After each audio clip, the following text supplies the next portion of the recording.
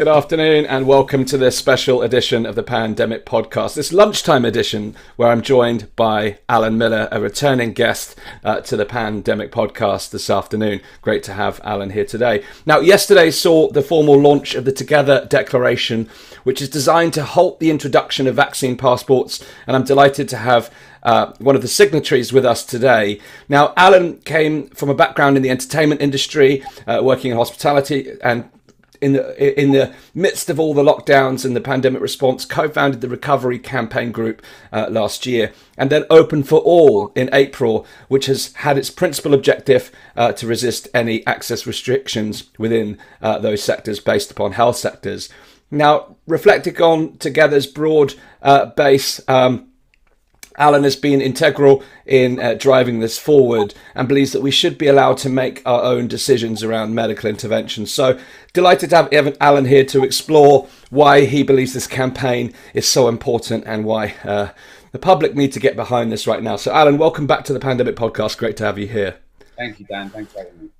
Now, just very briefly, before we get into the main conversation, you've spent a large part of your career in the nighttime industry, working in entertainment and arts and hospitality. Could you just give an overview? Tell us a little bit about your background for context for those of you of the audience aren't familiar with your prior work. Yeah, I mean, I feel exceptionally lucky that I was able to start. Basically, I started my career through the acid house explosion, and I was really inspired when I was traveling, and then in the UK, having seen a country that was dogged by many issues around racism, around, discrimination of various kinds. Gay people used to be just in gay clubs. Often I went to those nightclubs where there'd be big fights, men and women dance separately. It was a different kind of world, and there were a lot of backward views, to be frank.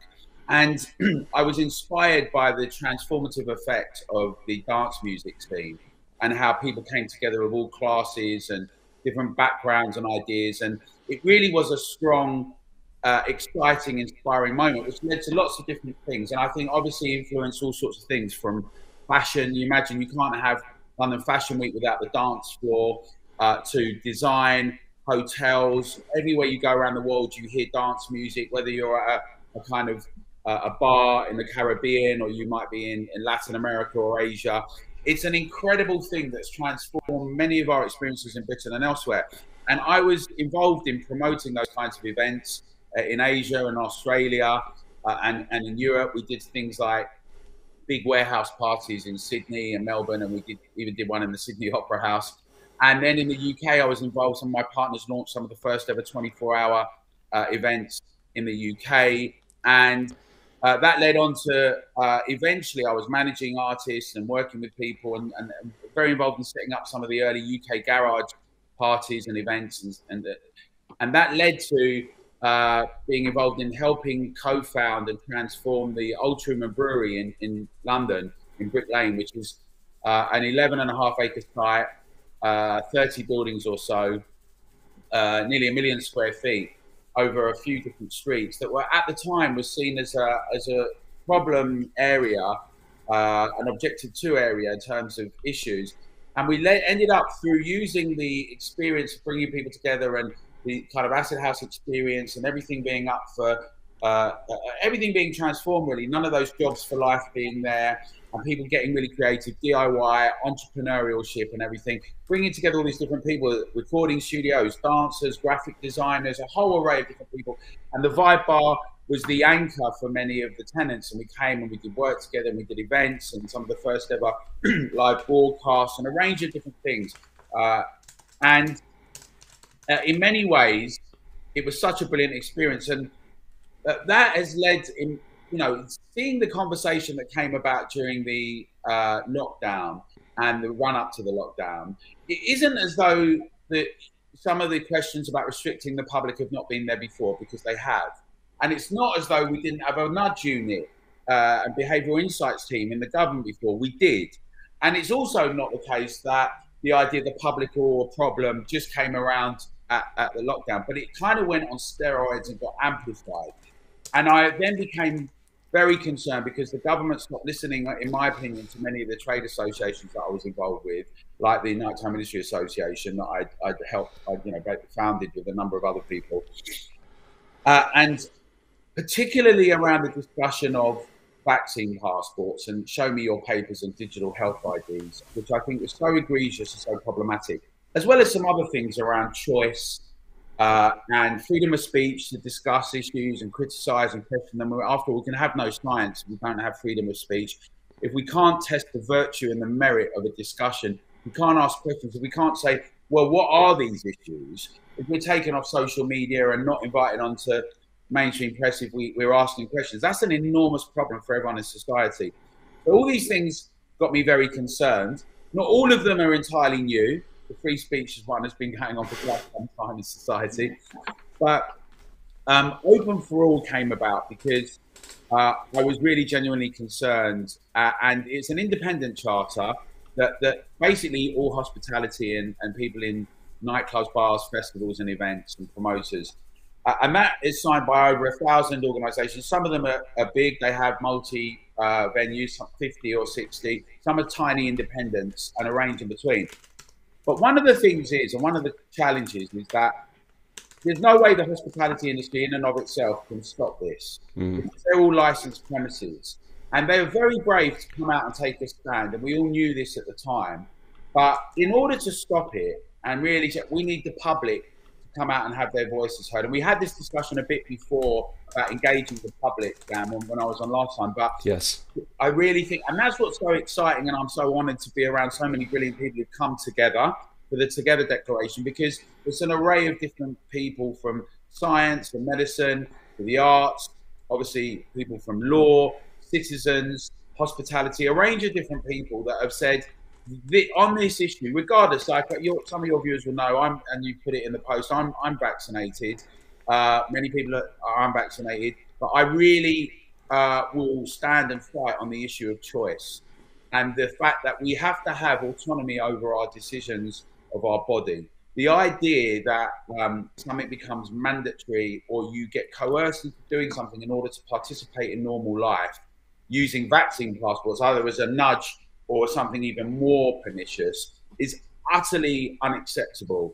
And, you know, I think we should discuss these things. I'm happy to discuss things around the merit of various procedures and all of that. But what I really want to focus on, and why I'm excited about being involved in the signatory of Together is the Together Declaration, is that it seems to me that it's an opportunity for everyone who's been challenging some of the really draconian restrictions to actually come together under this umbrella. There's no actual leaders. Various people are leaders of different organizations and groups and campaigns. They're professionals.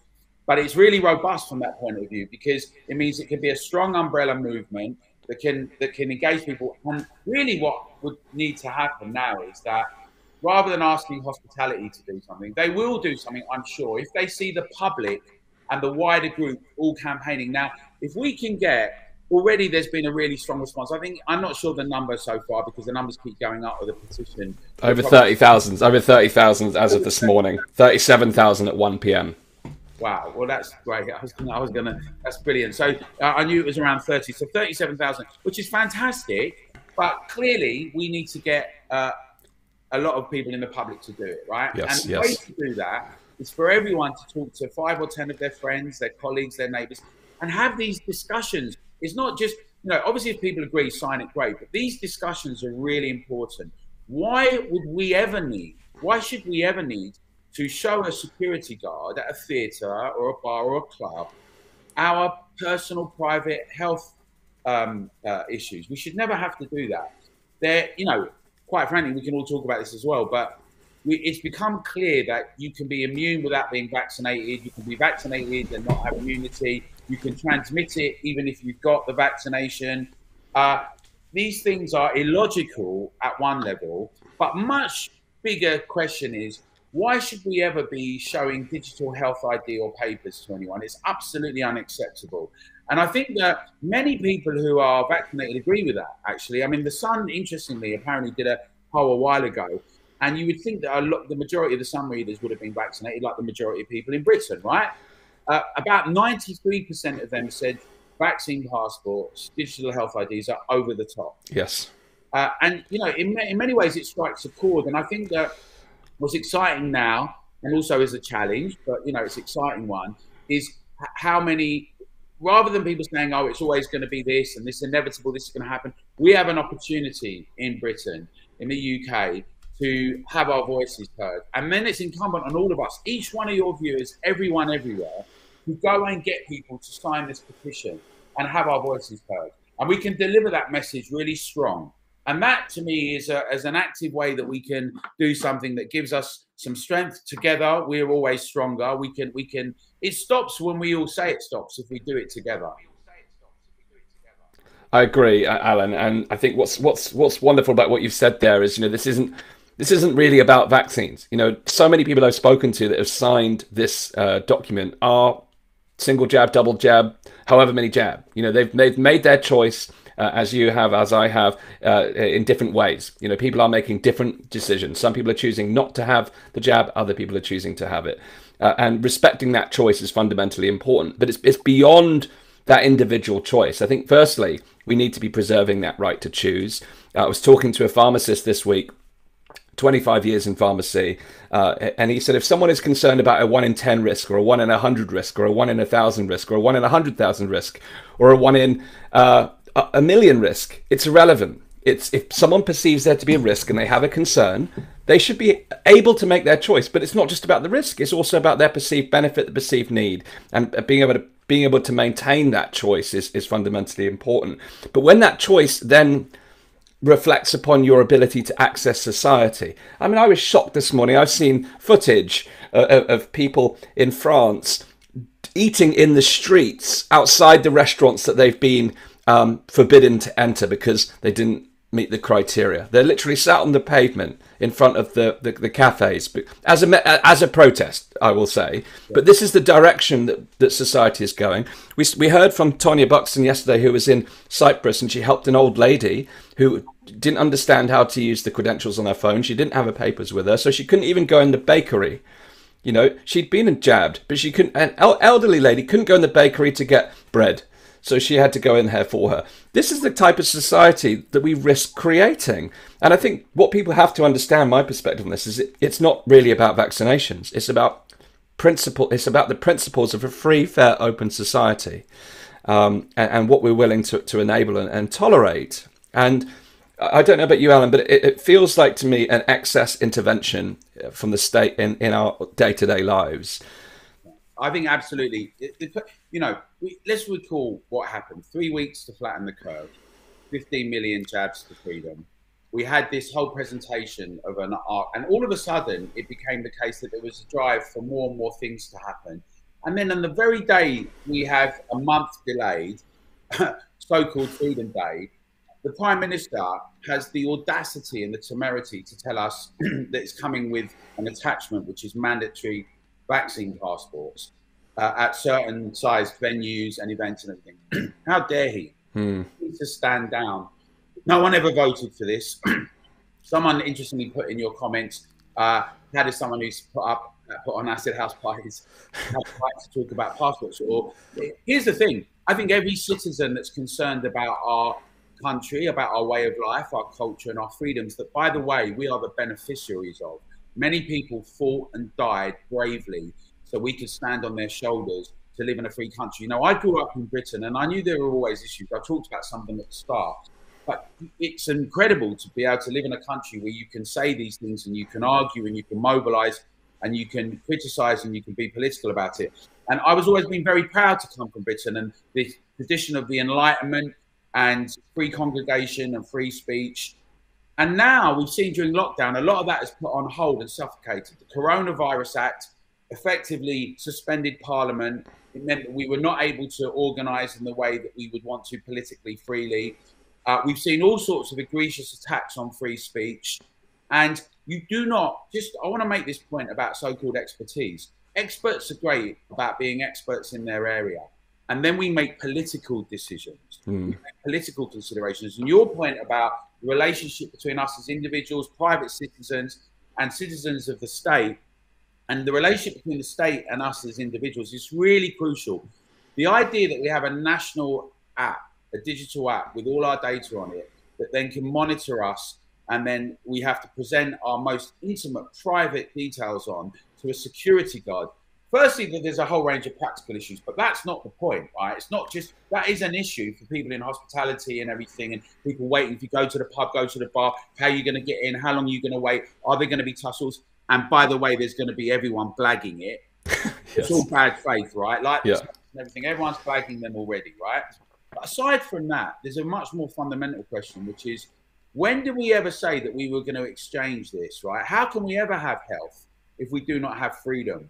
We are, and we should remind ourselves all of this.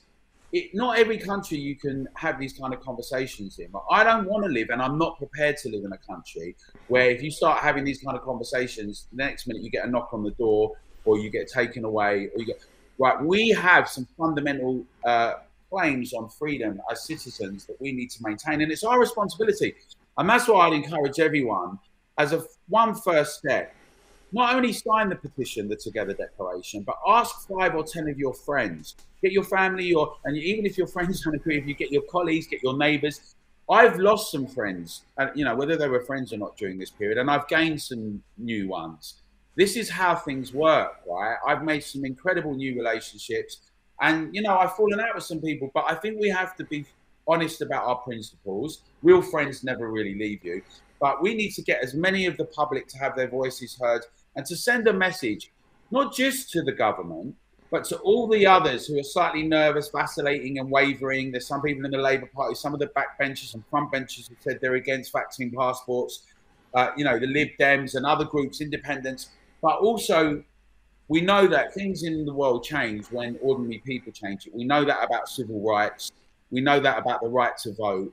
Nothing is ever passed on down as a benefit, right? People have had to stand for it. They've had to stand up and demand it and claim it. And we're standing at a juncture now. We're standing at a moment which is critical, without being over dramatic. If we don't stop this happening, if we don't send a strong message, we run the risk that our country and our way of life is going to be reorganized forever. And that is something, that is a hill that many of us are just going to stand on and not go away from. It's a red line. And I would really, really hope that everyone, wherever you think about other issues, please sign the Together Declaration and ask as many as you can to do so. Thank you, Alan. I think you raised so many very, very important issues. I think the part around telling your friends and family is key, because, you know, I've shared examples on this podcast. I've shared a couple today, but, you know, family unit is comprised of different medical backgrounds and circumstances, choices, as are business units amongst your colleagues, your associates, your employees, friendship units. Do you want to enter into a world where you cannot enter certain venues with your family because your family member has made a choice, or your friendship group has made a different, someone in your friendship group has made a different choice, or you can't travel together, you can't eat together, you can't dance together, you can't play together, you can't learn together? Do you want to enter into a society where that choice is that difficult situation is something that emerges? Now, that is a principle conversation. You don't have to become an expert in the pros and the cons of the vaccine. It's not about the vaccines. You know, many of the signatories that have supported this are openly supportive of the vaccine campaign. Others are critical. It's not about that. It's about an open society. So feel confident talking to your friends and family about this, because it's not about the vaccines. It's about the type of society you want to live in. And ultimately, the way I see this is that fear divides and love unites. And if we're operating from the spirit of love, and we heard from a reverend yesterday at the conference, and it moved me, it compelled me. You know, I'm a spiritual guy, I'm not religious, but, you know, he talked about this notion that Jesus wouldn't stand at the door of the church, and it wasn't, these aren't exactly what he said, but he wouldn't discriminate, but whether you've had a vaccine or not, to let you in and out of the church. And the same is true if you think from a spiritual perspective of love. You know, love does not discriminate. Love does not exclude. Love does not deny. And for me, without getting all hip on you, I think this is an opportunity for us to move out of fear, because we've had a crisis and it's put a lot of people into fear, and it's not surprising with all the media messaging. But out of that fear can come a scarcity mindset, where we think we have to close down and limit our choices. But when we think abundantly, we think from love, we open up our perspectives again, we open up our choices, and we don't want to leave anyone behind. So ask yourself the question, do you want to live in a free, fair and open society? To me, it's as simple as that. If you do, we have to support this declaration. You have to be part of this.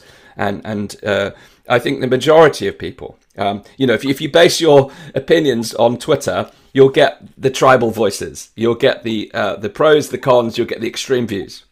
But everything in between, the 80% of the population, the 90% of the population, most of us want to live, work and play together. And that's the people we're trying to reach with this declaration, I feel, because the majority of people, I do think, want to live in a free, fair and open society, but perhaps don't recognise how important it is to take a stand for that, because, Alan, you made a very strong point that our forebearers have fought long and hard to achieve these freedoms, but defend them. And now it's our duty to defend them.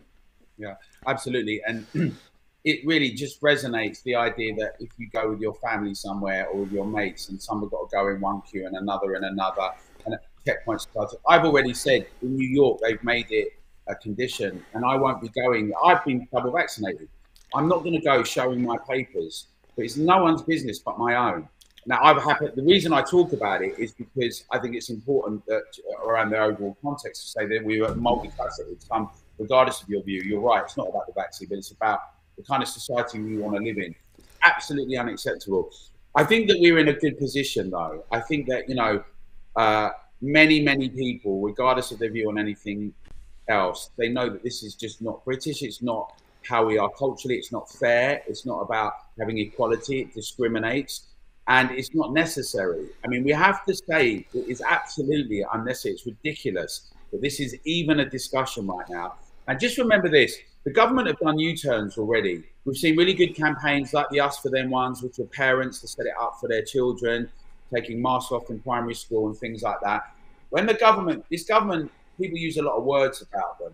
I think they're really weak. In some ways, it's really more dangerous because they're very defensive and they react all the time. We can send a very strong message to the government and the opposing parties. We can show that the public, the British, all of us together, united, we will stand together. We're not going to have this. And just so you know, if the hospitality industry sees the public doing that, they'll become even more excited, and we can all stand together and we can all ensure it happens. So as many people that can go out and sign this, and encourage your friends and family and colleagues to do so. This is how we're going to win this, and we're going to do it together. Absolutely. So please do share this broadcast, share the link. We at 1 o'clock before we started this broadcast, we'd hit 37,000 signatures. It'd be great within the hour if we can take that to 40,000, 45,000, 50,000 by sharing the link to the Together Declaration, togetherdeclaration.org. I have a final question for you, Alan, based on your prior industry experience. In fact, one of my family members sent me a message about this the other day. He's from the music industry and the entertainment business, and he's eager to get back on stage playing his music. And I think people have kind of been bought into, they've been sold this idea that we need some tool like this to open society, to enable these industries to continue. And they see it as a necessary evil to get us reopened. What's your take on that? And what would you say to people in the industry? Yeah, I think it's a real mistake. And those people, particularly in the live music industry, some of which you've said we need some tests to enter. Firstly, the test to enter, let's just say, you have a test beforehand. Even if you do it properly, a load of people are just understandably putting water or orange juice on or whatever. Let's look at the logic. You do a test and you get on a bus or train and go there. It's a pantomime, right? It's ridiculous.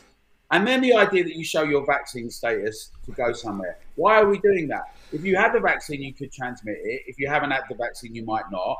None of this makes any sense. But ultimately, anyone that's trying to promote this, even voluntarily at their events, what they're encouraging is the suffocation of freedom. People like to say that they're being concerned about health and they're concerned about the community. People talk about corporate social responsibility. A lot of people like to think that they're kind of warriors for justice. Understand that if you are in the camp of trying to get people to show your papers to enter somewhere, you are doing a huge disservice to freedom and culture and our way of life. And I would really encourage everyone to let anyone know that's doing that, how they feel about it. But the main goal right now, so we don't need it, it's unnecessary, we shouldn't have it. Just so you know as well, a couple of festivals we know in the last couple of weeks, different councils, tried to say to them, you have to have vaccination proof and tests and all of that. And they went back, they spoke to PHE. It's not mandatory, it's not law, it's guidance in inverted commas. So one of the festivals said, put out a banner outside saying, if you want to have a test, you can.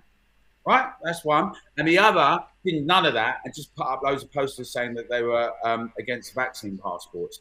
That's inspiring. It's brave. I know not everyone may decide to do that. The point is the councils had to stand down.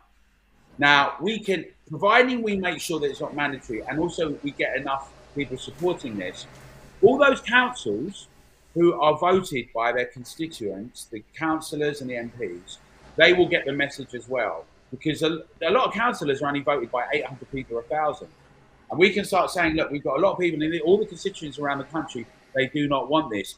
We will not be voting for people who support this. In fact, we'll be voting for the people who say they stand against it. Let's get our voices heard. Let's tell everyone we can win this. Let's stand together. Let's get everyone to sign the togetherdeclaration.org and move forward with this in a way that really, really makes the case for keeping Britain free and open as a society and not being suffocated by show me your papers. Thank you, Alan. Absolutely. So you heard the call to action. Please do sign the Together Declaration. It's togetherdeclaration.org. But go beyond signing it.